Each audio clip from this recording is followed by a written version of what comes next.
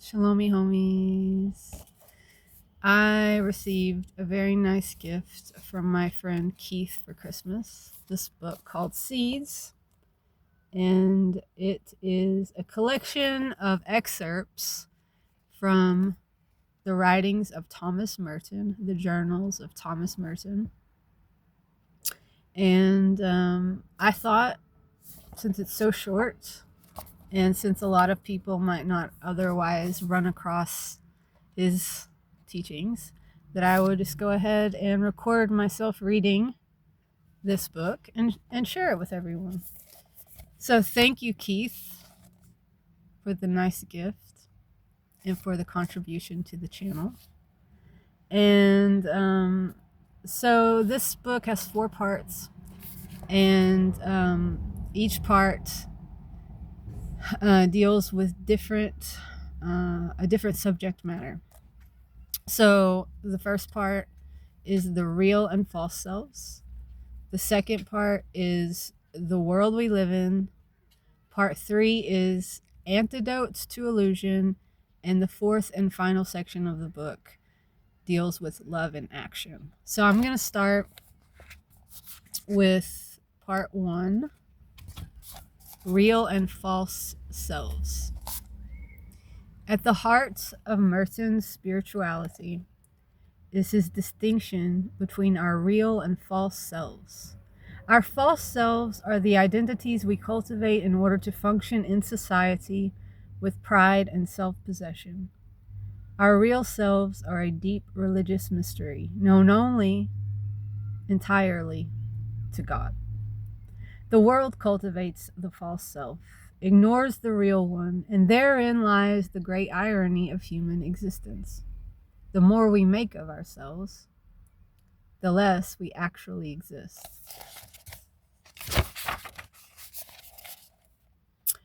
All sin starts from the assumption that my false self, the self that exists only in my own egocentric desires, is the fundamental reality of life to which everything else in the universe is ordered.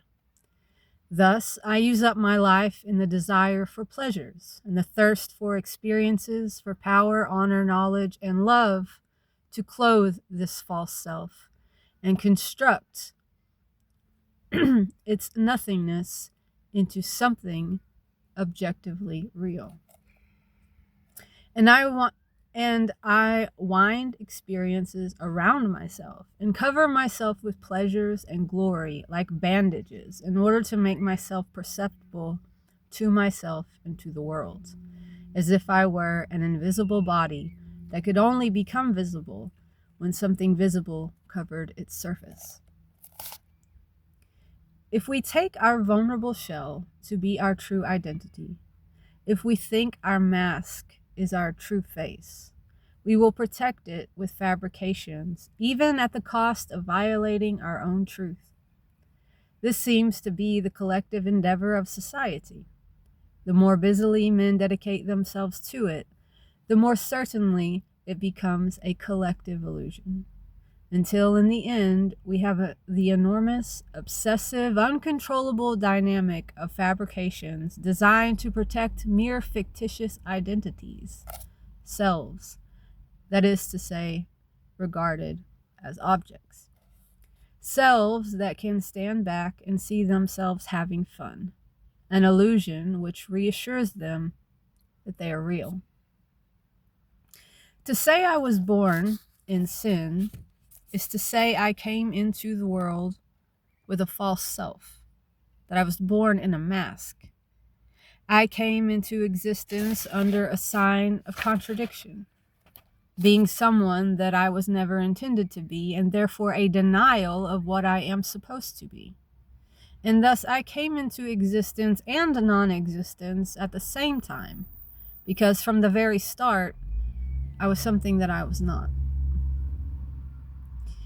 The deep secrecy of my own being is often hidden from me by my own estimate of what I am. My idea of what I am is falsified by my admiration for what I do. And my illusions about myself are bred by contagion from the illusions of other men. We all seek to imitate one another's imagined greatness. If I do not know who I am, it is because I think I am the sort of person everyone around me wants me to be. Perhaps I have never asked myself whether I really wanted to become what everybody else seems to want to become. Perhaps if I only realized that I do not admire what everyone else seems to admire, I would really begin to live after all. I would be liberated from the painful duty of saying what I really do not think and acting in a way that betrays God's truth and the integrity of my own soul. When a man constantly looks at himself in the mirror of his own acts, his spiritual double vision splits him into two people. And if he strains his eyes hard enough, he forgets which one is real.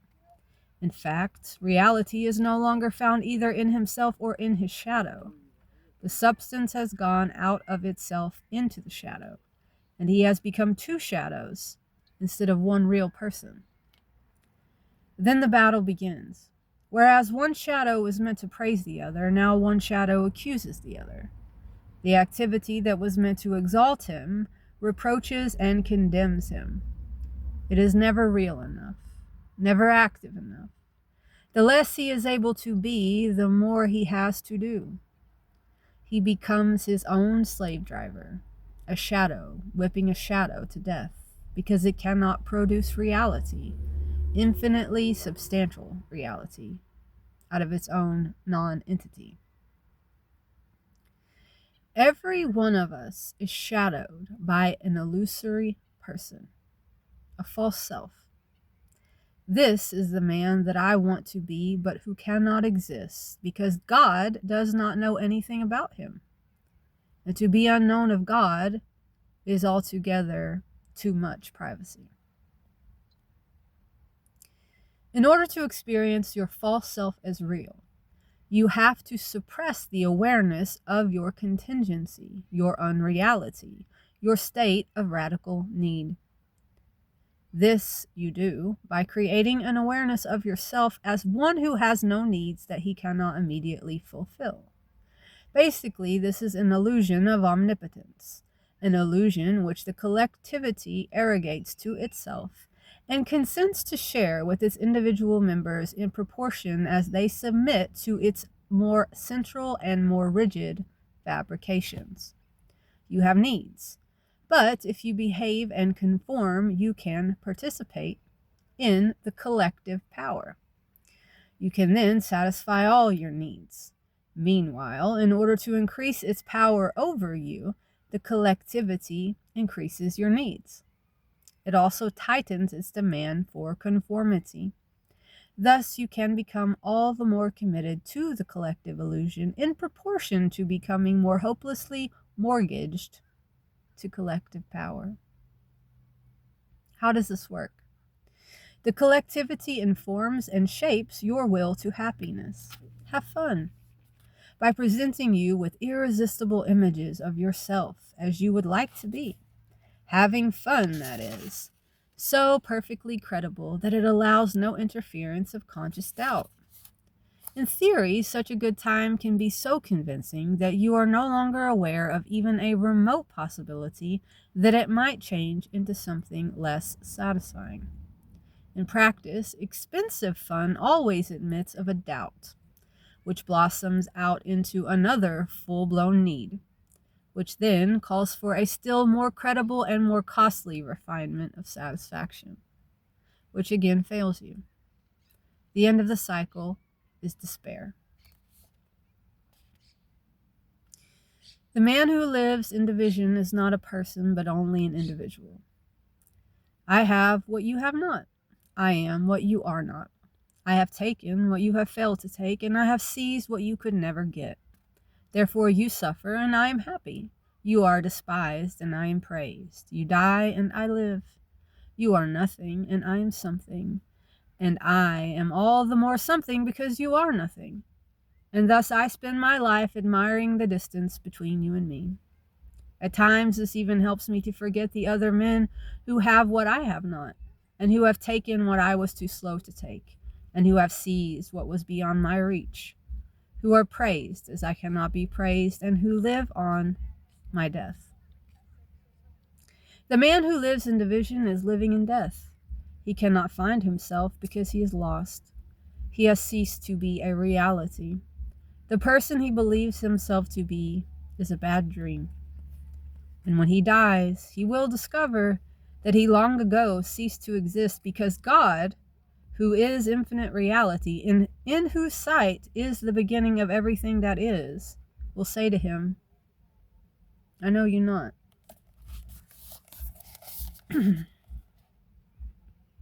The earthly desires men cherish are shadows. There is no true happiness in fulfilling them. Why then do we continue to pursue joys without substance? Because the pursuit itself has become our only substitute for joy. Unable to rest in anything we achieve, we determine to forget our discontent in a ceaseless quest for new satisfactions.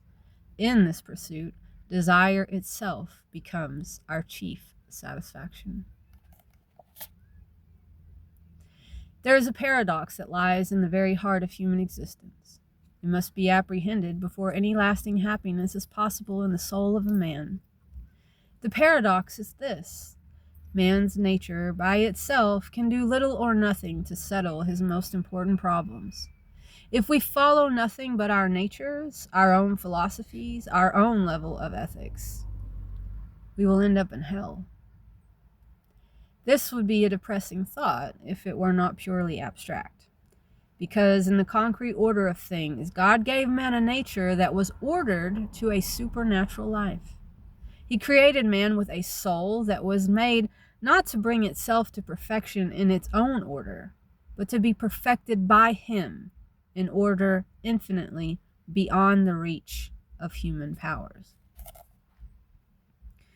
We were never destined to lead purely natural lives, and therefore we were never destined in God's plan for a purely natural beatitude.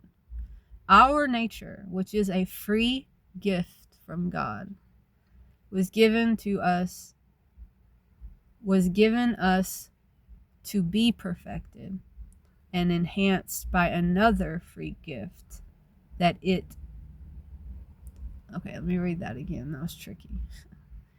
Our nature, which is a free gift of God, was given us to be perfected and enhanced by another free gift that is not due it. To start with one's ego identity and to try to bring that identity to terms with external reality by thinking, and then having worked out practical principles, to act on reality from one privileged, autonomous position in order to bring it into line with an absolute good we have arrived at by thought, this is the way we become irresponsible. If reality is something we interpret and act on to suit our own concept of ourselves, we respond to nothing. We simply dictate our own terms, and realism consists in keeping the terms somewhat plausible.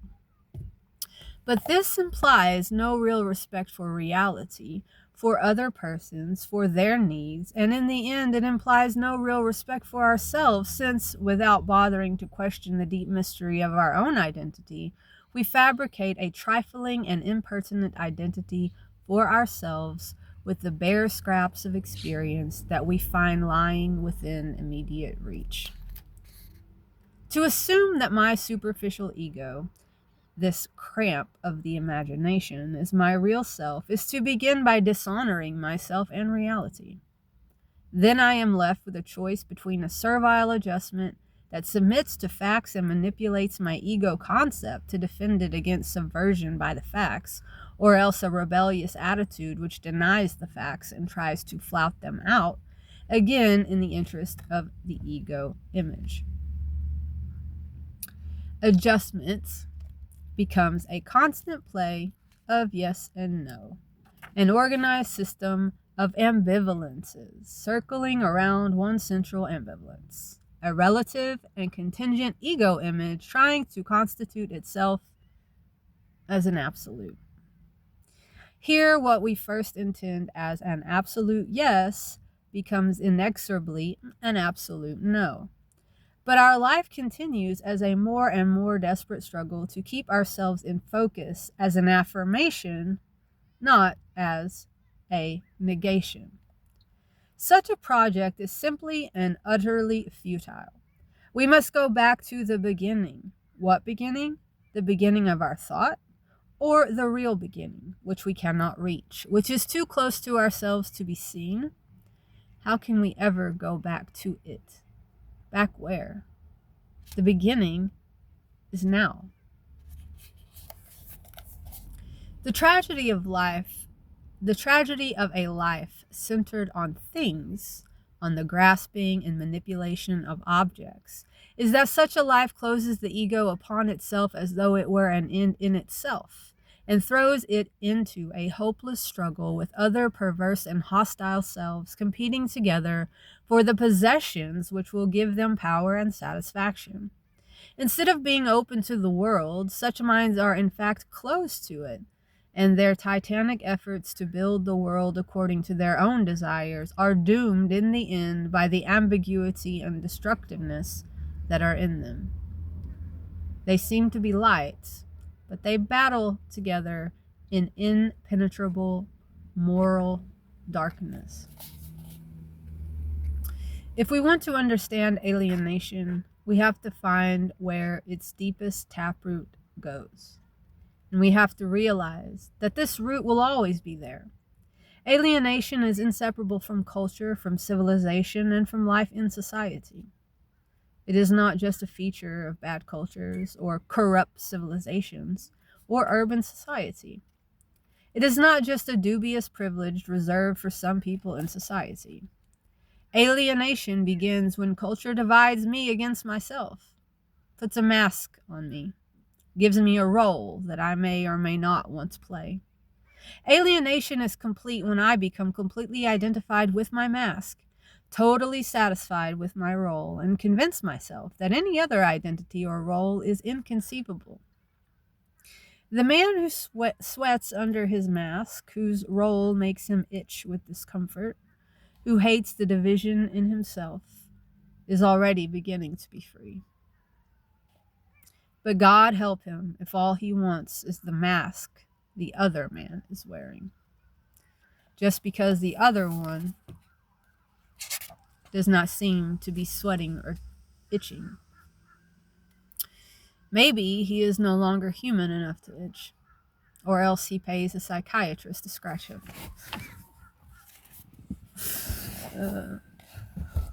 The way to find the real world is not merely to measure and observe what is outside us, but to discover our own inner ground. For that is where the world is, first of all, in my deepest self.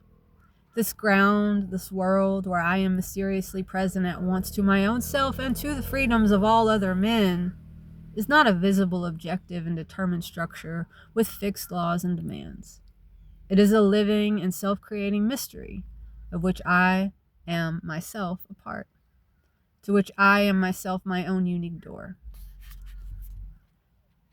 The shallow eye of individualism can be possessed, developed, cultivated, and pandered to, satisfied. It is the center of all our strivings for gains and for satisfaction, whether material or spiritual, but the deep eye of the spirit, of solitude and of love, cannot be had, possessed, developed, perfected. It can only be an act according to the inner laws, which are not of man's contriving, but which come from God. They are the laws of the Spirit, who, like the wind, blows here, where they are the laws of the Spirit, who, like the wind, blows where he wills. This inner eye, who is always alone, is always universal. For in this most inmost eye, My own solitude meets the solitude of every other man and the solitude of God. Hence, it is beyond division, beyond limitation, beyond selfish affirmation. The more one seeks the good outside oneself as something to be acquired, the more one is faced with the necessity of discussing, studying, understanding, analyzing the nature of the good.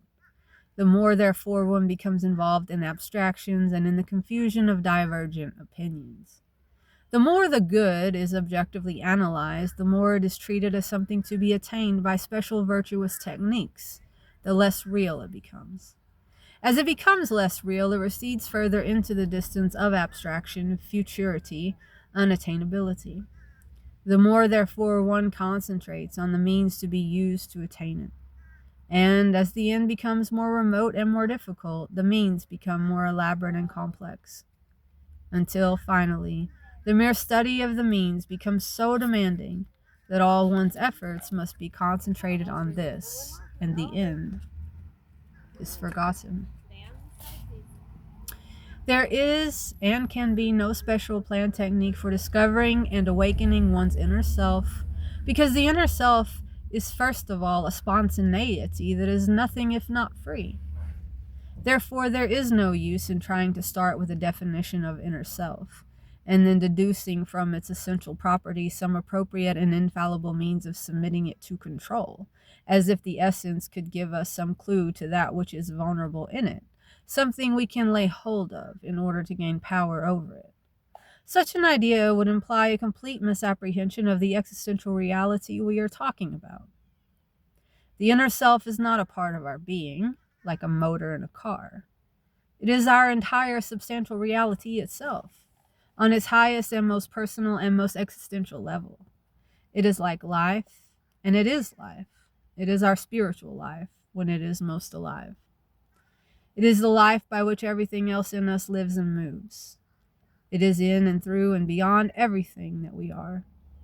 If it is awakened, it communicates a new life to the intelligence in which it lives, so that it becomes a living awareness of itself. And this awareness is not so much something that we ourselves have as something that we are. It is a new and indefinable quality of our living being. The inner self is as secret as God, and like him, it evades every concept that tries to seize hold of it with full possession. It is a life that cannot be held and studied as objects, because it is not a thing. It is not reached and coaxed forth from hiding by any process under the sun, including meditation. All that we can do with any spiritual discipline is produce within ourselves something of the silence, the humility, the detachment, the purity of heart, and the indifference which are required in the inner self, if the inner self is to make some shy, unpredictable manifestation of his presence. We do not have to create a conscience for ourselves. We are born with one. And no matter how much we may ignore it, we cannot silence its insistent demand that we do good and avoid evil. No matter how much we may deny our freedom and our moral responsibility, our intellectual soul cries out for a morality and a spiritual freedom without which it knows it cannot be happy.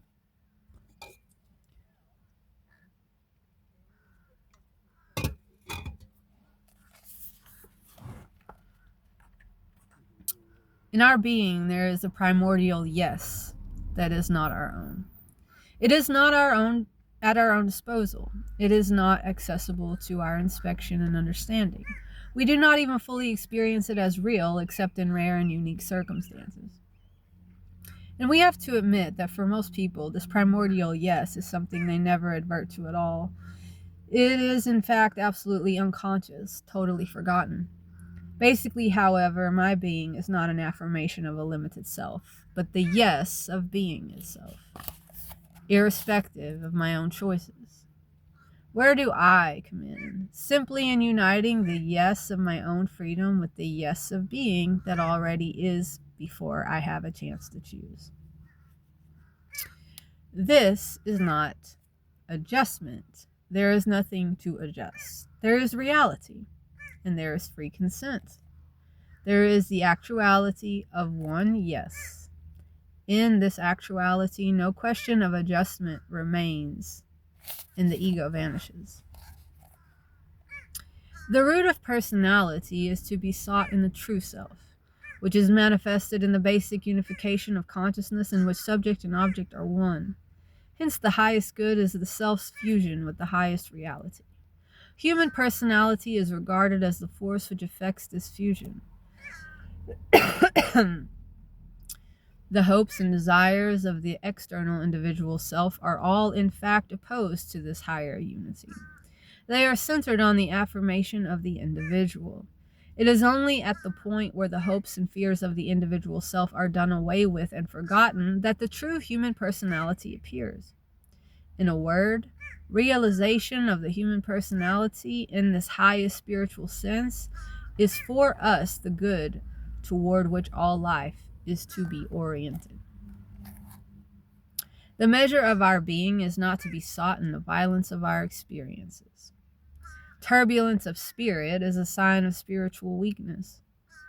When delights spring out of our depths like leopards, we have nothing to be proud of. Our soul's life is in danger.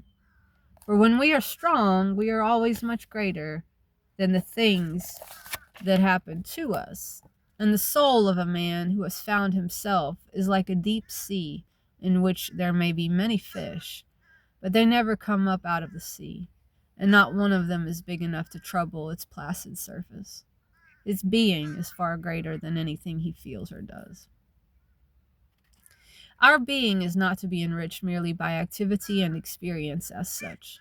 Everything depends on the quality of our acts and our experiences. A multitude of badly performed actions and of experiences only half-lived exhaust and deplete our being. By doing things badly, we make ourselves less real. This growing unreality cannot help but make us unhappy and fill us with a sense of guilt. But the purity of our conscience has a natural proportion with the depth of our being and the quality of our acts. And when our activity is habitually disordered, our malformed conscience can think of nothing better to tell us than to multiply the quantity of our acts without perfecting their quality. And so we go from bad to worse, exhaust ourselves, empty our whole life of all content, and fall into despair. There are times then when in order to keep ourselves in existence at all, we simply have to sit back for a while and do nothing. For a man who has let himself be drawn completely out of himself by his activity, nothing is more difficult than to sit still and rest, doing nothing at all. The very act of resting is the hardest and most courageous act he can perform, and often it is quite beyond his power. We must first recover the possession of our own being. One of the most important and most neglected elements in the beginnings of the interior life is the ability to respond to reality, to see the value and the beauty in ordinary things, to come alive to the splendor that is all around us in the creatures of God. We do not see these things because we have withdrawn from them.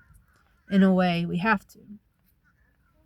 In modern life, our senses are so constantly bombarded with stimulation from every side that unless we develop a kind of protective insensibility, we would go crazy trying to respond to all the advertisements at the same time.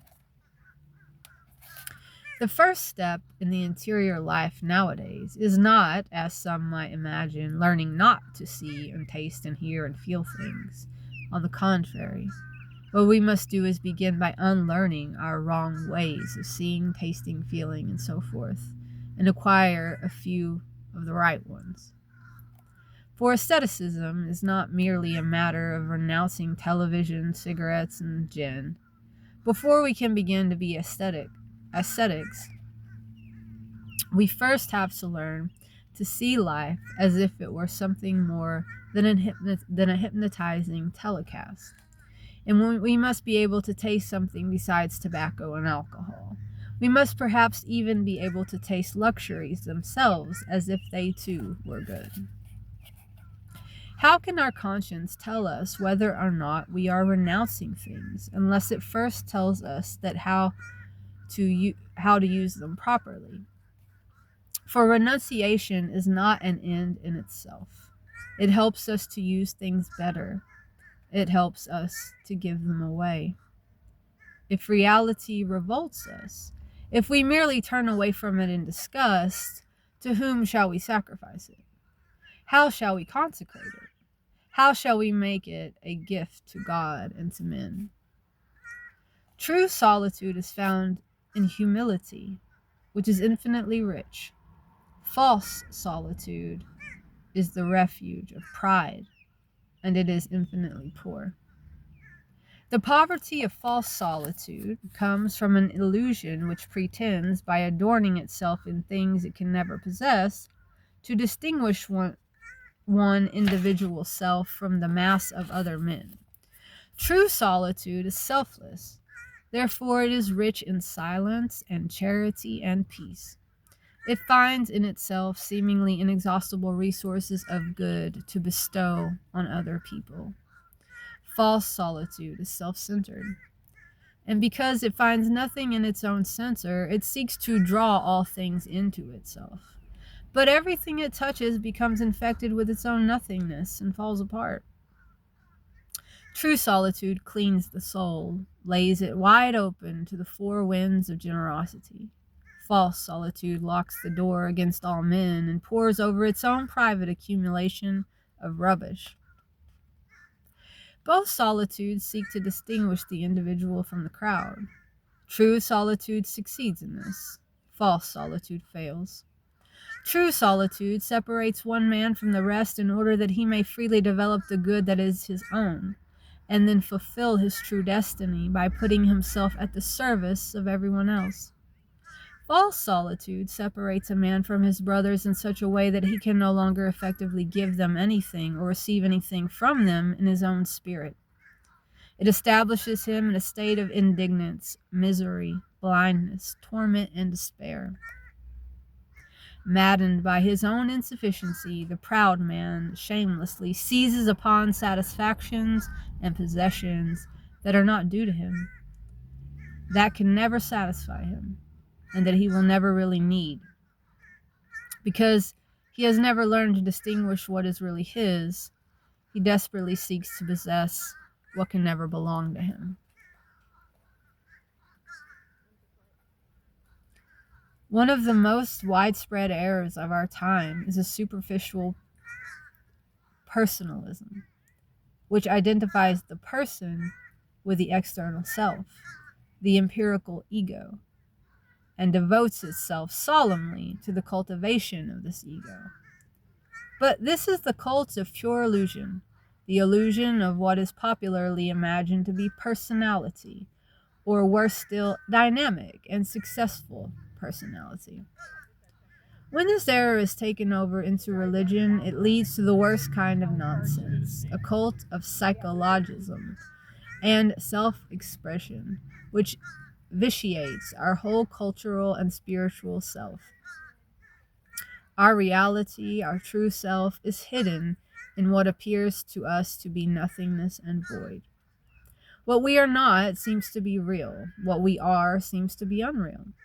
We can rise above this unreality and recover our hidden identity. And that is why the way to reality is the way of humility, which brings us to reject the illusory self and accept the empty self that is nothing in our own eyes and in the eyes of men, but is our true reality in the eyes of God, where this reality is in God and with Him and belongs entirely to Him. Yet, of course, it is ontologically distinct from Him, and in no sense part of the divine nature or absorbed in that nature. This inmost self is beyond the kind of experience which says, I want, I love, I know, I feel. It has its own way of knowing, loving, and experiencing, which is a divine way, and not a human one, a way of identity, of union, of espousal, in which there is no longer a separate psychological individuality drawing all good and truth toward itself, and thus loving and knowing for itself. Lover and beloved are one spirit. Therefore, as long as we experience ourselves in prayer as an I standing on the threshold of the abyss of purity and emptiness that is God, waiting to receive something from Him, we are still far from the most intimate and secretive union that is pure contemplation. From our side of the threshold, this darkness, this emptiness, looks deep and vast and exciting. There is nothing we can do about entering it. We cannot force our way over the edge, although there is no barrier. But the reason is perhaps that there is also no abyss. There you remain, somehow feeling that the next step will be a plunge and you will find yourself flying in interstellar space. It is not complicated to lead the spiritual life, but it is difficult. We are blind and subject to 1,000 illusions. We must expect to be making mistakes almost all of the time. We must be content to fall repeatedly and to begin again to try to deny ourselves for the love of God. It is when we are angry at our own mistakes that we tend most of all to deny ourselves for love of ourselves. We want to shake off the hateful thing that has humbled us. In our rush to escape the humiliation of our own mistakes, we run head first into the opposite error, seeking comfort and compensation. And so we spend our lives running back and forth from one attachment to another. If that is all our self-denial amounts to, our mistakes will never help us. The thing to do when you have made a mistake is not to give up doing what you were doing and start something altogether new, but to start over again with the thing you began badly and try, for the love of God, to do it well.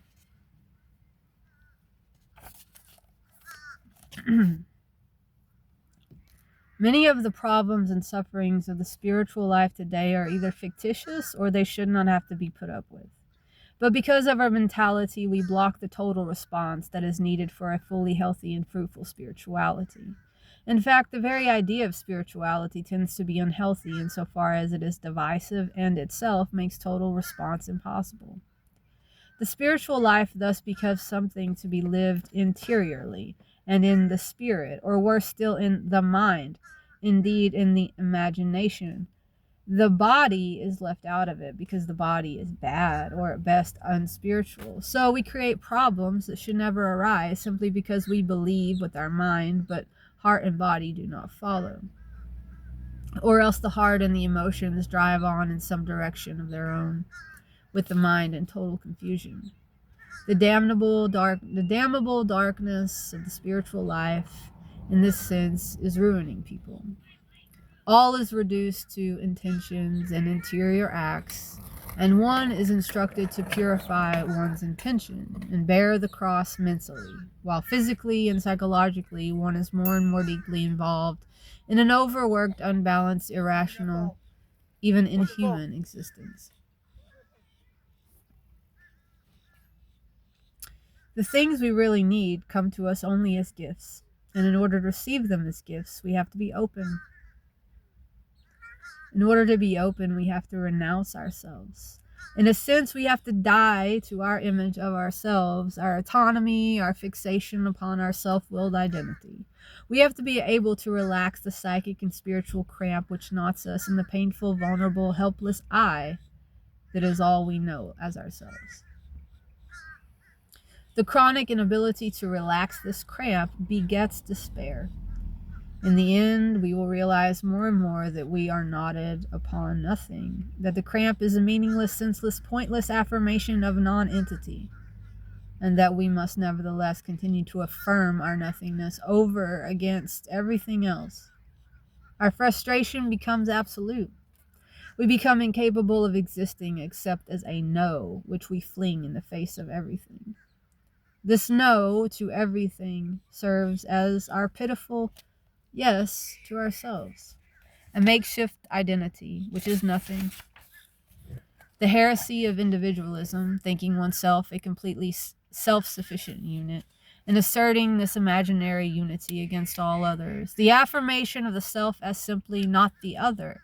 But when you seek to affirm your unity by denying that you have anything to do with anyone else, by negating everyone else in the universe until you come down to you, what is there left to affirm? Even if there were something to affirm, you would have no breath left with which to affirm it.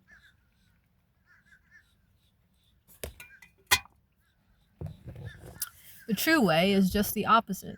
The more I am able to affirm others, to say yes to them in myself, by discovering them in myself and myself in them, the more real I am. I am fully real in my own if my own heart says yes to everyone.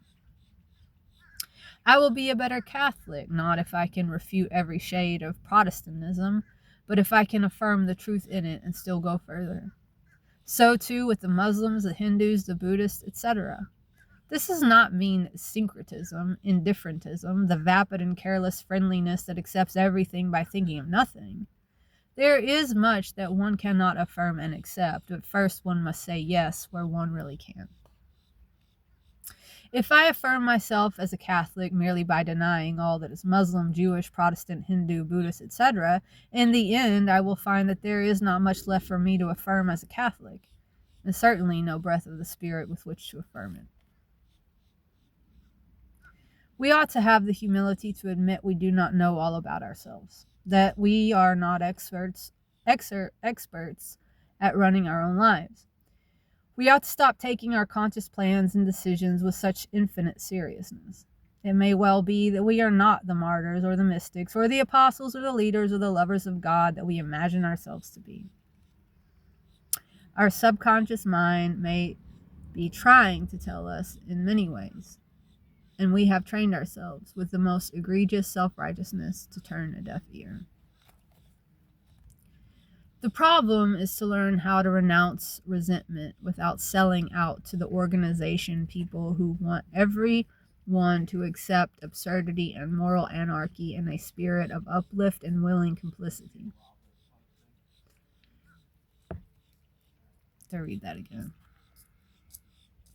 The problem is to learn how to renounce resentment without selling out to the organization people who want everyone to accept absurdity and moral anarchy in a spirit of uplift and willing complicity.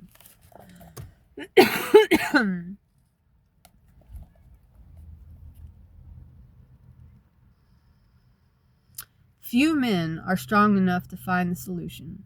A monastery is not necessarily the right answer. There is resentment in monasteries also, and for the same reason that there is resentment anywhere else.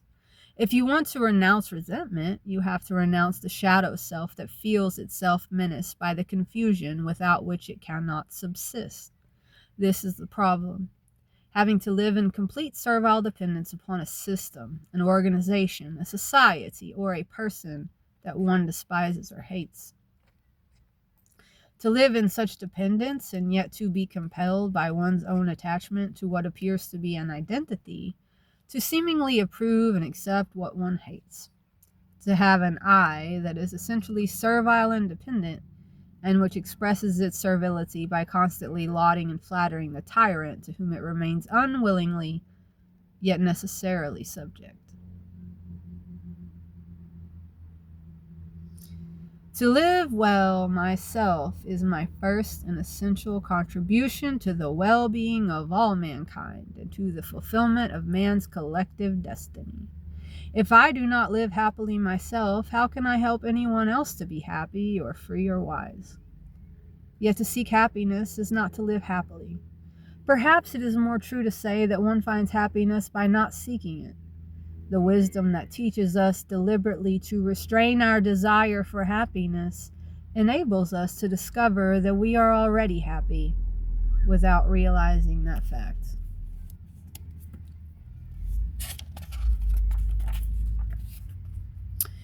To live well myself, for me, to know and appreciate something of the secret, the mystery in myself. To live well myself means for me to know and appreciate something of the secret, the mystery in myself. That which is incommunicable, which is at once myself and not myself, at once in me and above me. From this sanctuary I must seek humbly and patiently to ward off all the intrusions of violence and self-assertion. These intrusions cannot really penetrate the sanctuary, but they can draw me forth from it and slay me before the secret doorway. If I understand something of myself and something of others, I can begin to share with them the work of building the foundations for spiritual unity. But first we must work together at dissipating the more absurd fictions which make unity impossible. He who is spiritually born as a mature identity is liberated from the enclosing womb of myth and prejudice. He learns to think for himself, guided no longer by the dictates of need and by the systems and processes designed to create artificial needs and then satisfy them. This emancipation can take two forms. First, that of the active life, which liberates itself from enslavement to necessity by considering and serving the needs of others, without thought of personal interest or return. And second, the contemplative life, which must not be construed as an escape from time and matter, from social responsibility, and from the life of sense, but rather as an advance into solitude and the desert, confrontation with poverty and the void, a renunciation of the empirical self in the presence of death and nothingness, in order to overcome the ignorance and error that spring from the fear of being nothing. The only true joy on earth is to escape from the prison of our own false self and enter by love into union with the life who dwells and sings within the essence of every creature and in the core of our own souls. In his love, we possess all things and enjoy fruition of them, finding him in all of them. And thus, as we go about the world, everything we meet and everything we see and hear and touch, far from defiling, purifies us and plants in us something more of contemplation and of heaven.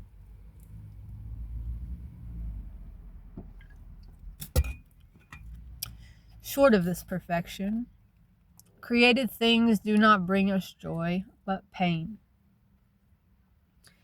Until we love God perfectly, everything in the world will be able to hurt us. And the greatest misfortune is to be dead to the pain they inflict on us, and not to realize what it is.